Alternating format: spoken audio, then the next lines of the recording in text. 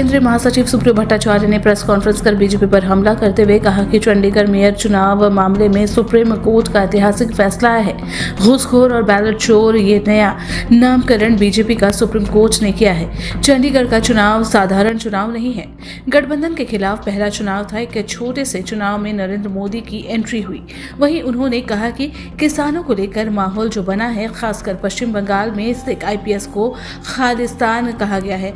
पगड़ी पहनाना खालिस्तान, टोपी पाकिस्तानी है, कपड़े से पहचान, ये हम किस ओर जा रहे हैं। चुनाव से पूर्व सीटों को लेकर दावा करना चुनाव आयोग खामोश क्यों है। वहीं उन्होंने आगे कहा कि पीएम के आने पर नो फ्लाइंग जोन बनाया जाता है। ऐसा क्यों होगा? क्यों नहीं दूसरे नेता जाएंगे? सुप्रीम कोर्ट के फैसले से लोकतंत्र बचा है। ईवीएम और वीवीपैट को लेकर संशय, चुनाव आयोग की टीम जब झारखंड आएगी तो इस पर बात रखेंगे। वहीं सुप्रियो भट्टाचार्य ने झामुमो की कल होने वाली कार्य समिति की बैठक को लेकर कहा कि कार्यकारी अध्यक्ष हेमंत सोरेन को मानसिक प्रताड़ना से गुजरना पड़ रहा है। नेता के लिए आंदोलन भी चलेगा और चुनाव भी जीतेंगे। हमारे नेता को अपने बीच लाना है। इस पर चर्चा सहित सांगठनिक मुद्दों पर चर्चा के साथ लोकसभा चुनाव पर बात होगी। दिल्ली में जो गठबंधन दल के साथ वार्ता हुई है उसे बताने का काम करेंगे। कल आप लोगों ने देखा ही होगा कि माननीय उच्चतम न्यायालय ने एक ऐतिहासिक फैसला दिया। 2 दिन पूर्व भी उनका एक फैसला आया कि जो घूस की राशि है भारतीय जनता पार्टी के खाते में जाती है ज्यादा, वो घूस की राशि अवैध है। और दूसरा, बैलेट चोरी करके जो अपनी सत्ता को कायम करते हैं वो भी असंवैधानिक है। मतलब घूसखोर और बैलेट चोर, ये भारतीय जनता पार्टी का नया नामांकन माननीय उच्चतम न्यायालय ने किया है। चंडीगढ़ का मेयर चुनाव पूरे देश ने देखा था 30 जनवरी को, किस प्रकार उसका पदाधिकारी वहां पर वार्ड पार्षद नॉमिनेट होता है, प्रिसाइडिंग ऑफिसर बनता है और बैलेट पेपर की चोरी भी करता है।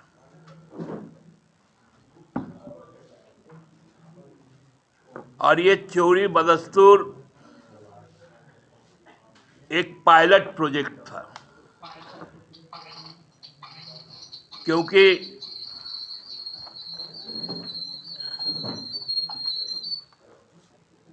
आने वाला समय लोकसभा का चुनाव है। ये पायलट प्रोजेक्ट उनका फेल कर गया और अब तय है कि लोकसभा में जो चोरी की प्लान बनाया हुआ था, बार बार ये कहना 370 और 400 पार, अब उसकी कलई खुल गई। आज जब चुनाव आयोग पटना में प्रेस से बात कर रहे थे और वहां की पॉलिटिकल पार्टियां उनसे बात कर रही थी, तो चुनाव आयोग के पास में इस बात की कोई सटीक जवाब नहीं था कि ईवीएम और उसके जो वीवीपैट के जो पर्चे हैं उस पर उनका क्या मंतव्य है। वो सुविधा ऐप की बात करते हैं। उन्होंने कहा कि पिछले दिनों हम 3,500 करोड़ रुपए सीज किए। तो माननीय इलेक्शन कमीशन ऑफ इंडिया को मैं ये भी बता दूं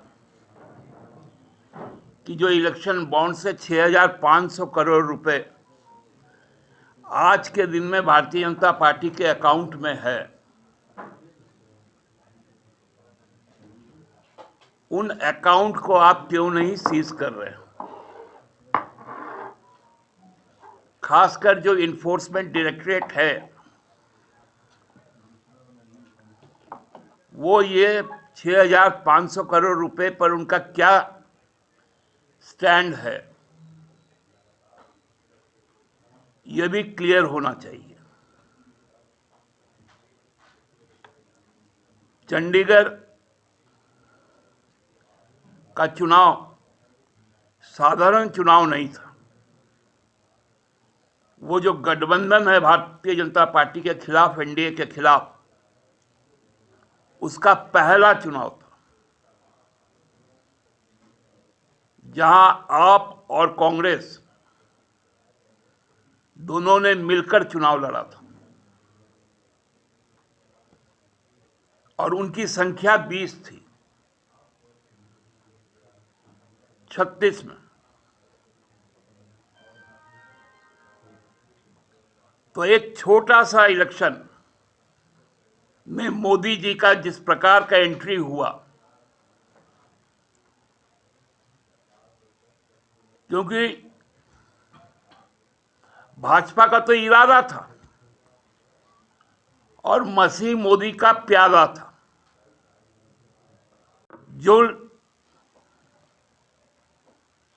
लिविंग प्लेग्राउंड की बात करते हैं कि वो सच्चाई में है। क्या चुनाव आयोग यह तय करेगा कि प्राइम मिनिस्टर मोदी जब चुनाव प्रचार करेंगे तो उस जो एरिया है वहां क्यों नो फ्लाइंग जोन करार दिया जाता? तो ये लेवल प्लेइंग ग्राउंड कहां से रह गया? आप एयरपोर्ट पे उतरेंगे, एयर स्ट्रिप पे उतरेंगे, हेलीपैड में उतरेंगे, आधे घंटे पहले से और आधे घंटे के बाद तक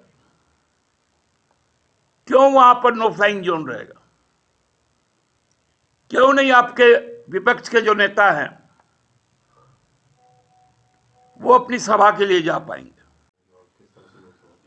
देखिए, पार्टी की कल केंद्रीय कार्यकारिणी की बैठक है, जो यहाँ के बदले हुए राजनीतिक परिस्थिति है, हमारे नेता की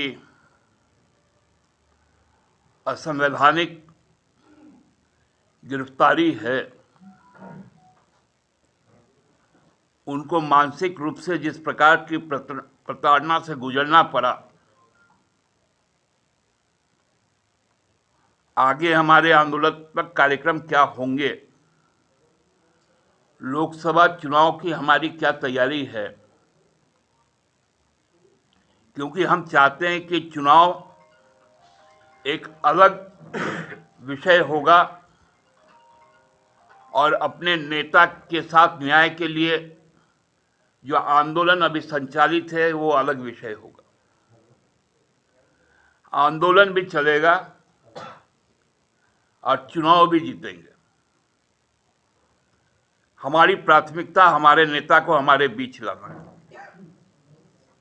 और जो सत्य है उसको उजागर करना है। साथ साथ जो हमारे सांगठनिक मुद्दे हैं और हम लोगों ने जो दिल्ली में जाके जो वार्ता की, उससे भी लोगों को अवगत करवाएंगे। सरकार का बजट सेशन आना है,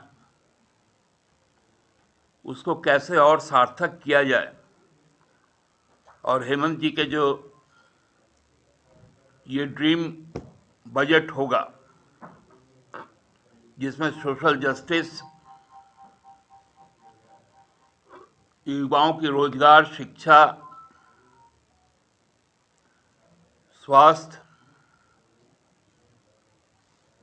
उनका जो विजन है उस विजन को किस प्रकार गांव-गांव तक पहुंचाया जाएगा। अबुआ आवास है, ग्राम गाड़ी है, ये सभी चीज़ों के ऊपर में बातें होंगी और आगामी कार्यक्रम तय किए जाएंगे।